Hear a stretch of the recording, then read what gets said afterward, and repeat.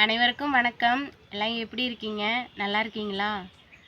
இன்னைக்கு என்ன வீடியோன்னா, நம்ம சப்ஸ்கிரைபர் நிறைய பேர் கமெண்டில் அக்கா இது என்ன செடி, இது என்ன செடின்னு கேட்குறீங்க. அப்புறம் நிறைய பேர் மாசி பச்சலைனா என்னக்கா, மாசி பச்சலைனா என்ன, அது எதுக்கு தேவைப்படும், மாசி பச்சலை பற்றி ஒரு வீடியோ போடுங்க அப்படின்னு கேட்டுகிட்டே இருக்கீங்க. உங்களுக்காக தான் இந்த வீடியோ ஃபுல்லாக பாருங்கள். நம்ம சேனலை சப்ஸ்கிரைப் பண்ணி வச்சுக்கிங்க, லைக் பண்ணுங்கள். நம்ம என்ன மாதிரி கஷ்டப்படுற விவசாயிக்கு சப்போர்ட் பண்ணுங்கள். நம்ம வீடியோ எல்லாமே வெறும் விவசாய வீடியோ தான். வீடியோ ஃபுல்லாக பாருங்கள். வாங்க வீடியோக்குள்ளே போகலாம். மாசி பச்சலை அப்படின்னு சொன்னால் இதுதான் மாசி பச்சலை. எங்கே பாருங்க, அதனால தான் நான் மாசி பச்சலை கொள்ளையில் பில்லு அரிச்சிட்டு தான் இருந்தோம். அதை பில்லு அரிச்சிட்டே பேச முடியாதுல்ல, அதுக்கு தான் பில்லு அரிச்சிட்டு இந்த பாத்திலாம் அங்கே பாருங்கள், ஃபுல்லாக மாசி பச்சலை தான். இது ஃபுல்லாகவே காட்டடி.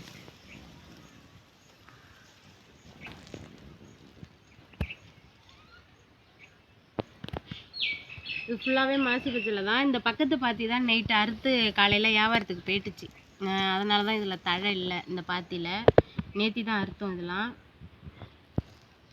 இது இன்னும் அறுக்கலை. இது அறுக்கிற பதத்தில் இருக்குது. இந்த பதத்துக்கு தான் இந்த மாசி பச்சலையை அறுக்குவோம். இந்த அளவுக்கு தான் இருக்கும். இது அடியோடு அறுத்து இவ்வளோ சைஸ் இவ்வளோ உயரம் வந்துட்டாலே அறுக்க ஆரம்பிச்சிடுவோம். ஒரு கத்தை 10 ரூபாவும் போகும். ரொம்ப சீசன் கம்மியான நேரத்தில் 5 ரூபா கூட போகும்.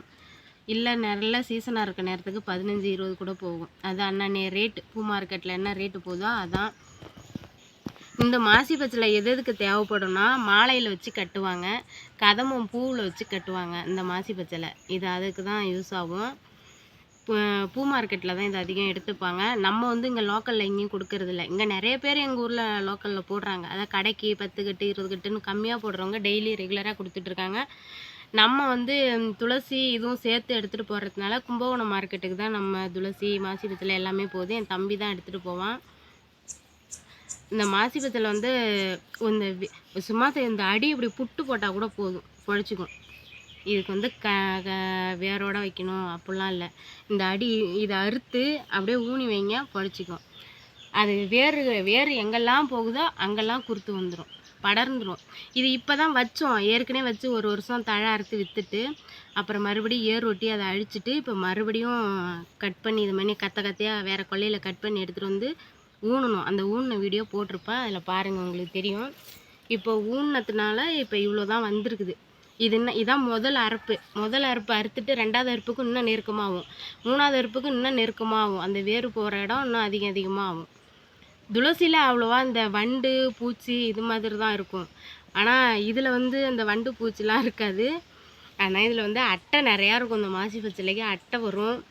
இன்னும் செடி வேறு அதிகமாக படர்ந்து இன்னும் நெருக்கமாகிடுச்சுன்னா பாம்பு கூட வரும். உங்கள் பக்கத்து கொல்லைக்கெல்லாம் துளசி இதை அறுக்கிறதுக்கு ஆள் போவாங்க.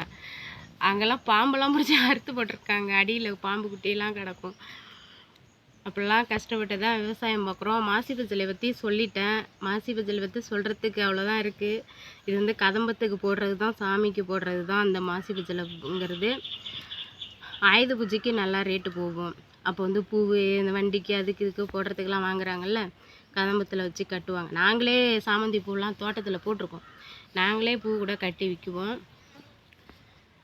அப்புறம் மாலை கட்டுறதுக்கு எல்லாத்துக்குமே தேவைப்படும் மாசி பச்சலை. இது நல்லா வாசனையாக இருக்கும். நல்லா மறிக்கொழுந்து இதுக்கு மறிக்கொழுந்து சக்காலத்தி அப்படின்னு ஒரு பட்ட பேர் கூட சொல்லுவாங்க. இது மறிக்கொழுந்து வாசனையில் பாதி வாசனை இருக்கும். அதே வாசனை இருக்கும் இல்லடி, அது இன்னும் நல்ல வாசனையாக இருக்கும். இது மறிக்கொழுந்து வாசனையாக தான் இருக்கும். இந்த கொல்லைக்கு வந்தாலே நல்ல வாசனையாக இருக்கும், ஆசையாக இருக்கும் இதில் வேலை பார்க்குறதுக்கு. என்ன ஒன்றா இதில் வேலை பார்த்தாலும் சரி, துளசியில் வேலை பார்த்தாலும் சரி, ஒரு மாதிரி கேரிங்காக மயக்கம் வர மாதிரியே இருக்கும். இதெல்லாம் அறுத்து கட்டிட்டு எப்படப்பா குளிக்கிறது அப்படின்னு இருக்கும். அந்தளவுக்கு ஒரே இதாக இருக்கும். ஓகே ஃப்ரெண்ட்ஸ், இந்த வீடியோ பிடிச்சிருந்தா லைக் பண்ணுங்கள், ஷேர் பண்ணுங்கள், கமெண்ட் பண்ணுங்கள். மறக்காமல் நம்ம சேனலை சப்ஸ்கிரைப் பண்ணி வச்சுக்கிங்க. அடுத்து பில்லரிக்கிற வேலை இருக்குது. இந்த வீடியோ மாசி பச்சலையை பற்றி ஒரு வீடியோ போடுங்கன்ட்டு ஒரு சகோதரி கேட்டிருந்தாங்க. அவங்களும் ஒரு யூடியூபர்ஸ் தான். அவங்களுக்கு வீடியோ போட்டிருக்கோம். ஓகே ஃப்ரெண்ட்ஸ், இந்த வீடியோ பிடிச்சிருந்தா லைக் பண்ணுங்கள், ஷேர் பண்ணுங்கள், மறக்காமல் சப்ஸ்கிரைப் பண்ணுங்கள் நம்ம சேனலை. நம்ம வீடியோ எல்லாம் விவசாய வீடியோ உங்கள் ஃப்ரெண்ட்ஸுக்கெலாம் ஷேர் பண்ணிவிடுங்க. அப்போ தான் நம்ம விவசாயம் எல்லாருக்கும் போய் சேரும். ஓகே, எல்லோரும் நம்ம சேனலுக்கு ஆதரவு கொடுங்க. பாய். எனக்கு களை வெட்டுற வேலை இருக்குது.